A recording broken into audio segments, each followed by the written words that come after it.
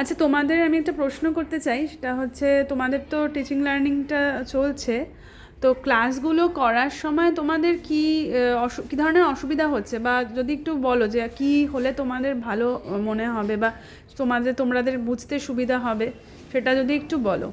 Ma'am, আমাদের বেশিরভাগ ক্লাসগুলোই হয় ইংলিশে, এবং আমরা যেহেতু উত্তর লিখবো পরীক্ষাতে বাংলাতে, এবং ক্লাসগুলো চলাকালীন ইংলিশে যখন বলা হয়, আমাদের সেক্ষেত্রে একটু বুঝতে অসুবিধা হয়। মানে আমরা চিন্তা করতে যে সময়টুকু লাগে সেটা আমরা সময়টা পাই না, সেই কারণে আমাদের একটু বুঝতে অসুবিধা হয়। যদি একটু বাংলাতে স্যার ম্যামরা একটু বলেন, তাহলে যদি সবসময় সম্ভব হয় না, আমরা চেষ্টা করি, কিন্তু তাও যদি একটু সময় দিয়ে বলেন তাহলে আমাদের সেটা বোঝার ক্ষেত্রে বা উত্তরের কথা চিন্তা করতে আমাদের সুবিধা হবে।